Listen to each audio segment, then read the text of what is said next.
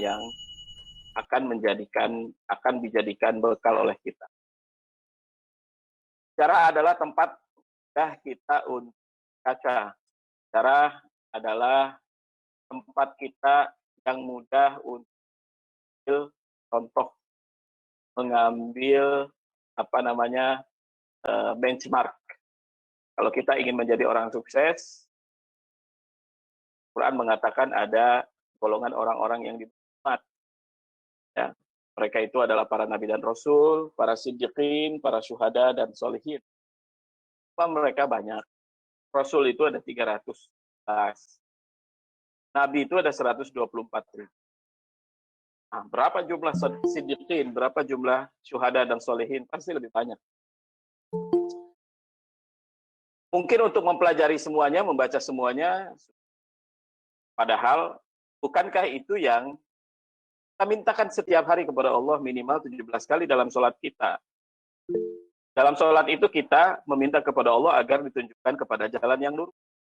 Nah, kata Allah, jalan yang lurus itu adalah jalan orang-orang yang Jadi ibaratnya kita sudah meminta kepada Allah, kemudian Allah sudah tunjukkan, harusnya kita segera mempelajari apa yang Allah tunjukkan. Di sisi lain memang ada upaya yang sistematis, ada upaya yang sangat disengaja, kita dipaksa untuk mempelajari sejarah, baca sejarah, versi orang-orang yang tidak suka terhadap kita. Sebagai logika sederhana saja, ketika kita hidup di zaman Orde Baru, pasti sejarah akan berbicara sedikit kebaikan Orde Lama. Begitu juga ketika kita hidup di Orde Reformasi, pasti sejarahnya akan catat bahwa sedikit kebaikan saja yang dimiliki oleh Orde Baru. Kalau kejadian 20 tahun saja, 30 tahun yang lalu saja, sudah banyak distorsinya. Sudah banyak keinginan-keinginan orang yang menuliskannya, bagaimana dengan sejarah 100 tahun yang lalu? Bagaimana cerita dengan 200 tahun yang lalu, 1000 tahun yang lalu? Padahal sekali lagi, berbicara tentang mereka, sama orang-orang yang disebutkan dalam Al-Quran tadi, adalah kita mengambil contoh hidup, contoh yang real, yang mungkin kita ikut. Ketika Rasulullah dikatakan sebagai uswah, sebagai tauladan, itu menunjukkan bahwa pribadi Rasulullah ini tadi yang bisa kita jadikan contoh, bisa kita jadikan benchmarking. Itu makna ketika Allah mengatakan bahwa Rasulullah itu adalah uswah hasanah, suri tauladan untuk kita semua. Nah, oleh karena itu, hal ini menjadi penting, dan kita melihat ternyata ada upaya orang-orang yang tidak terhadap kita, sehingga membelokkan sejarah. Di sisi lain mereka mengangkat tokoh-tokoh yang sebenarnya adalah tokoh-tokoh yang sejarah hidupnya penuh dengan kejahatan, penuh dengan darah, tapi dianggap sebagai pahlawan. Sementara di sisi lain kita memiliki para pahlawan yang sesungguhnya, tapi digambarkan sebagai tokoh-tokoh yang satu sisi penuh kejahatan, satu sisi hidupnya habiskan untuk hal-hal yang sia-sia. Nah, ketika kita memahami kenyataan tersebut, mudah-mudahan ketika kita terus mengkaji, kita dapat Allah tunjukkan tentang apa sebenarnya yang terjadi. Memang, tidak ada yang 100% jamin kebenarannya dari sejarah. Nanti akan ada masanya seseorang yang akan memberitahukan kita mana yang benar, mana yang tidak benar. Sifat akhir zaman itu memang fitnahnya luar biasa. Dajjal akan mampu membuat air seperti kelihatan menjadi api, dan api seperti kelihatan air. Itulah kemampuan mereka, memanipulasi sesuatu yang sebenarnya. Yang baik kelihatan jahat, yang jahat kelihatan baik. Sampai nanti tiba masanya seseorang yang akan memperbaiki, dan itu Allah tidak akan lakukan. Terima kasih Pak Taufik dari Surabaya. Mudah-mudahan Pak Taufik Terima dan kasih Ustaz. Bu Rosdiana ini mewakili pemirsa kisah yang selalu hadir setiap hari, setia dengan kajian kisah inspiratif dari sejarah. Baiklah. Bismillahirrahmanirrahim. Alhamdulillah wassalatu wassalamu ala Rasulillah wa ala alihi wa sahbihi wa mawalah, amma ba'd. Fa uhayyikum bi tahiyatil Islam. Assalamualaikum warahmatullahi wabarakatuh. Puji dan syukur kehadirat Allah Subhanahu wa taala. Salawat dan salam kepada junjungan kita habibana wa nabiyana Muhammad sallallahu alaihi wasallam. Amma ba'd. Qala Allah ta'ala fi kitab aziz. A'udzu billahi minasyaitonir rajim. Syahrul Ramadan alladzi unzila fihi al-Qur'anu hudan lin-nas bayyinatin minal huda wal furqan.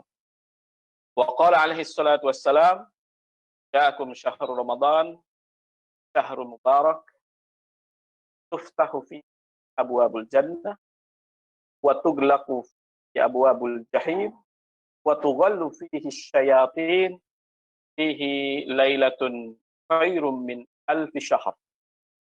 Faman hurrima min khairihi faqad hurrim. Rawahul Imam Ahmad. Sadaqallahul azim, sadaqa rasuluhul karim, wa nahnu ala dzalika minasyahidina wasyakirin. Alhamdulillah, sekali lagi kita kepada Allah Subhanahu wa taala. Hari ini kita dipertemukan kembali dalam kajian kisah inspiratif. Hari ini kita spesial karena kita akan mengungkap rahasia keberhasilan kaum muslimin. Kita dari kemarin berbicara tentang kemenangan-kemenangan yang didapatkan oleh para pemimpin terakhir dari Islam. Kita berbicara tentang fakta-fakta heroik, tentang kejadian-kejadian heroik, mana pasukan yang tidak berimbang, jumlah yang jauh lebih, perbekalan peperangan dan persenjataan yang tidak lebih canggih, tapi mampu mengalahkan jumlah yang lebih banyak. Hari ini kita akan berbicara tentang kerahasiaan tersebut. Apa dibalik keberhasilan para sahabat Rasulullah, generasi terbaik, para tabi'in dan tabi'ut tabi'in dan orang-orang yang mengikuti cara mereka hidup, mampu dapatkan hal-hal yang ajaib dari apa yang mereka lakukan. Hari ini kita ada di pintu bulan Ramadan. Insyaallah pada minggu ini, mudah-mudahan Allah Subhanahu wa taala panjangkan umur kita sehingga masuk di bulan Ramadan dan menikmati apa yang Allah siapkan di bulan ini. Bulan Ramadan, kalau kita lihat fakta-fakta sejarah, banyak sekali peperangan yang dimenangkan oleh umat Islam. Zaman Rasulullah saja ada dua peristiwa besar yang terjadi di bulan Ramadan. Yang pertama adalah Perang Badar, Ghazwatul Badril Kubra. 313 pasukan berhasil mengalahkan 1.000 orang. Begitu juga Fathu Mekah yang terjadi pada tahun 8 Hijriah. Itu sebuah kejadian yang luar biasa, di mana 10.000 pasukan Nabi Muhammad SAW berhasil kembalikan Mekah untuk menjadi milik umat Islam. Di antara peristiwa yang terpenting jadi dalam sirah Rasulullah SAW. Ada perang Qadisiyah, perang yang paling penting dalam sejarah umat Islam. Ini adalah sebuah cerita yang diprediksi oleh Rasulullah bahwa umat Islam akan menguasai Istana Putih. Ini adalah peperangan di zaman Khalifah Umar bin Khattab, mana kekaisaran Persia datang dalam peta sejarah dan tidak pernah muncul lagi sampai hari ini. Di bulan Ramadan juga terjadi Ma'rakat Ain Jalut, peperangan Ain Jalut.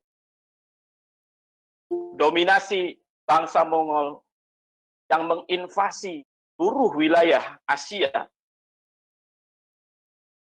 Tapi mereka gagal ketika mau memasuki Afrika. Sebuah pasukan yang latar belakangnya adalah Mamluk, para budak, berhasil mengalahkan pasukan Mongol. Perang Ain Jalut, lagi-lagi bicara tentang kekuatan yang tidak. Di bulan Ramadan ini juga terjadi perang Wadi Lakkah. Wadi Lakkah adalah sebuah kawasan, tempat di Andalusia, di mana Tariq bin Ziyad sebagai panglima perang dinasti Bani Umayyah berhasil mengalahkan pasukan Theodoric dari kerajaan Visigot yang selama ini yang sebelumnya menguasai daratan Andalusia. Itulah di antara peristiwa-peristiwa besar dalam sejarah yang terus terjadi di bulan Ramadan. Rekan-rekan yang dirahmati Allah Subhanahu wa taala. Dari hadis yang saya bacakan tadi, sekilas kita akan memahami kesempatan yang begitu luas yang Allah persiapkan di bulan ini.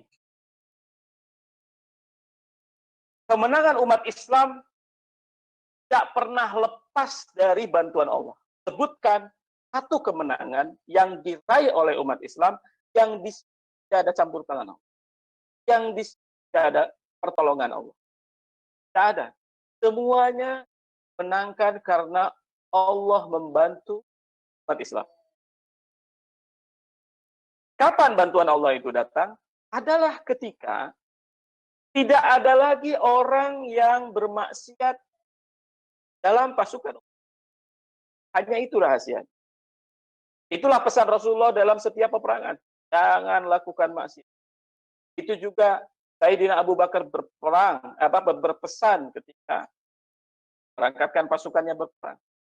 Begitu juga ketika Khalifah Umar bin Khattab berpesan dengan sedikit memperinci, jangan bermaksiat, jangan membunuh orang tua, jangan membunuh wanita, jangan membunuh anak-anak, jangan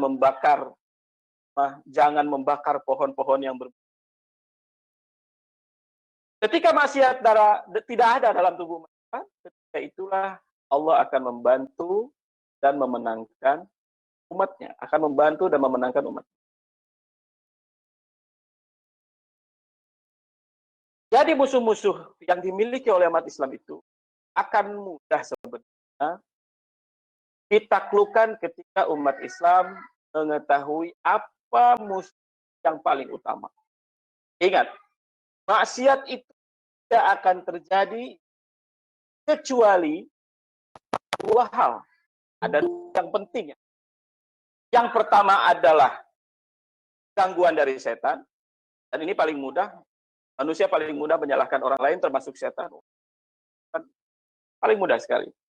Tapi ingat, setan itu tidak akan mampu menggoda manusia, tidak akan mampu menyelewengkan manusia, kecuali manusianya memberikan ruang, memberikan pintu untuk masuk. Jadi pintu-pintu setan itu adalah nafsu manusia, maksiat-maksiat yang ada dalam hati manusia. Jadi kalau kita memahaminya seperti itu, yang utama bagi umat Islam itu adalah nafsu. Karena nafsu kalau tidak dibuka, setan tidak akan masuk.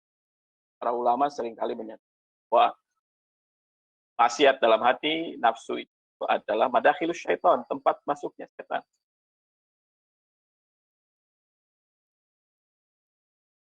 Di bulan Ramadan ini, ada satu cara yang hebat yang Allah buat, yang membuat kita memahami permasalahan yang dalam hadis yang saya bacakan, kalau selama ini kita merasa bahwa maksiat yang kita lakukan itu adalah ada perannya setan, maka di bulan Ramadan ini Allah mengatakan bahwa setan-setan itu dibelenggu. Setan-setan itu diikat. Saya sudah baca syarah hadis ini. Para ulama menyimpulkan kita harus memahaminya secara maknawi. Bahwa memang di bulan Ramadan ini setan-setan dibelenggu. Ketika kita diberitahu fakta bahwa setan-setan dibelenggu di bulan Ramadan, maka ketika di bulan ini kita merasakan dorongan-dorongan ingin berbuat maksiat, kita sulit sekali untuk berbuat taat, padahal kita tahu targhib yang Allah beri di bulan ini, ya. bahwa siapa yang berpuasa di bulan ini begini, siapa yang sholat begini, ya, bahwa nilai sunnahnya dianggap wajib, apalagi yang perkara yang wajib. Begitu luar biasa Allah memberikan tarhib kepada kita supaya kita bersegera mengoptimalkan bulan ini.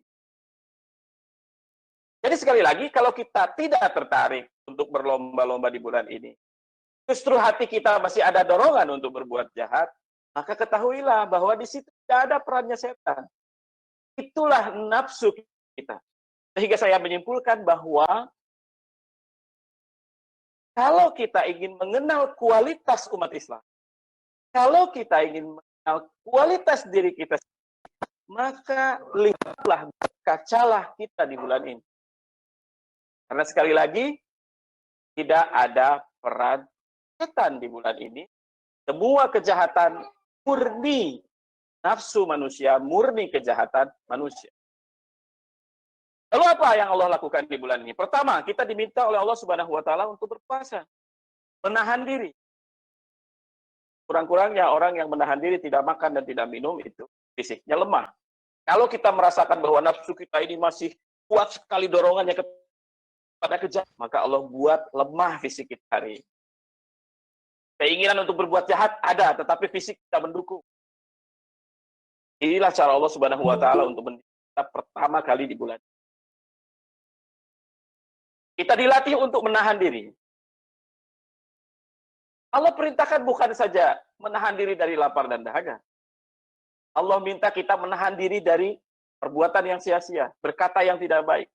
Bahkan kata Rasulullah, kalau ada yang menghina kita, kalau ada yang mencela kita di bulan ini, maka kita katakan ini shaim. Jangan balas. Jangan balas dia dengan kejahatan, tapi katakan, saya sedang puasa. Sebutkan 2 kali. Tahan diri. Kita dilatih untuk mengendalikan diri. Kita dilatih untuk melawan nafsu kita sendiri. Setelah itu, apa yang Allah berikan kepada kita, perbanyaklah sholat. Apa sih intinya dari sholat itu? Apa sebenarnya ketika dampak yang harus muncul ketika seseorang kualitas sholatnya baik, sholatnya banyak? Mari kita baca surat Al-Ma'un. Allah mengatakan, fawailul lil musallin alladzina hum an sholatihim sahun alladzina hum yura'una wa yamna'unal ma'un. Di satu sisi seharusnya sholat membawa kita menjadi hamba Allah yang khusyuk.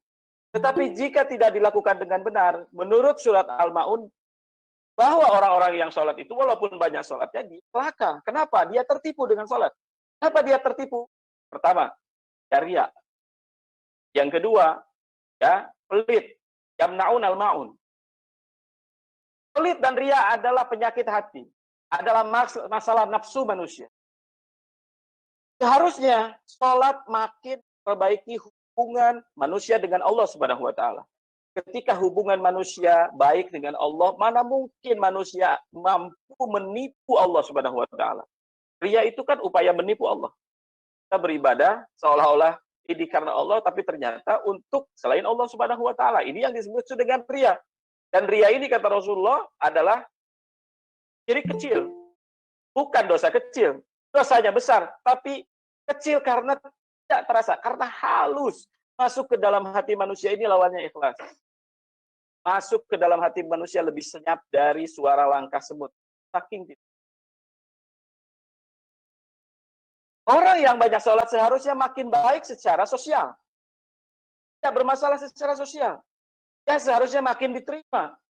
Dia seharusnya tidak bermasalah dengan tetangga dan tempat kerjanya. Jadi kalau yang terjadi sebaliknya, orang yang banyak sholatnya tetapi dia bermasalah secara sosial, jangan-jangan masuk ke dalam perkara yang Al-Ma'un tadi. Yang disebutkan dalam Al-Ma'un tadi, bahwa ada orang yang tertipu dengan sholat. Sholat yang seharusnya membuat orang menjadi semakin baik, justru membuat dia bermasalah kepada Allah, bermasalah kepada sesama manusia. Jika kita perbaiki kualitas kita di bulan ini, dan cara memperbanyaknya dan memperbaiki kualitasnya, harusnya yang muncul adalah sifat-sifat mulia. Makin baik kepada Allah, makin baik kepada sesama manusia. Inilah inti dari didikan kepada nafsu. Nafsu itu memang Allah bekalkan ketika diciptakan, fa'alhamaha fujuraha wa taqwaha. Allah bekalkan kepada nafsu itu fujur dan takwa, baik dan buruk. Ibadah itu adalah proses untuk menyuburkan kebaikan dan menguburkan kejahatan. Jadi kalau tidak terjadi dalam proses ibadah hal yang tersebut, hati-hatilah kita dalam kategori yang dikatakan oleh Rasulullah, rubba sha'imin laisa lahu min siyamihi illal ju'al atsh. Banyak orang yang puasa tapi tidak dapat apa-apa dari puasanya kecuali lapar dan dahaga.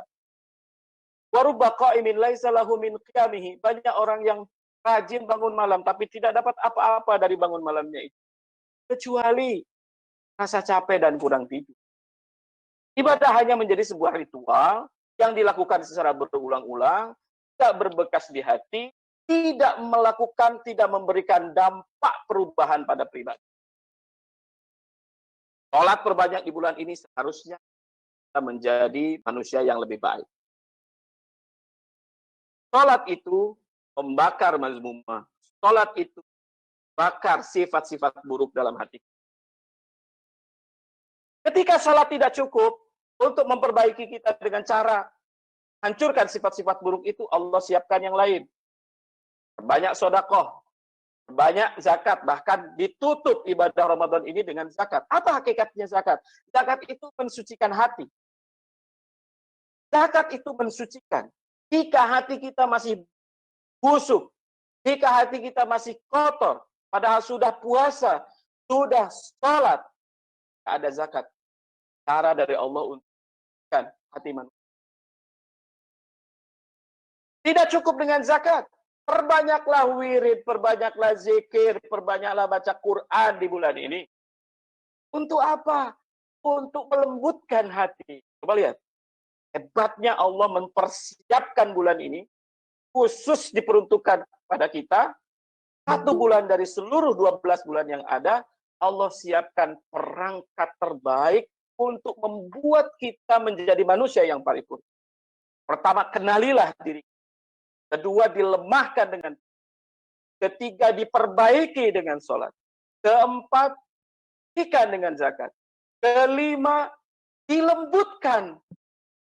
Perbanyak zikir dan wirid. Masih kurang juga, Allah siapkan satu lagi. 1 malam dari 355 malam yang ada dalam setiap tahun. Dan 1 malam yang lebih baik dari 1000.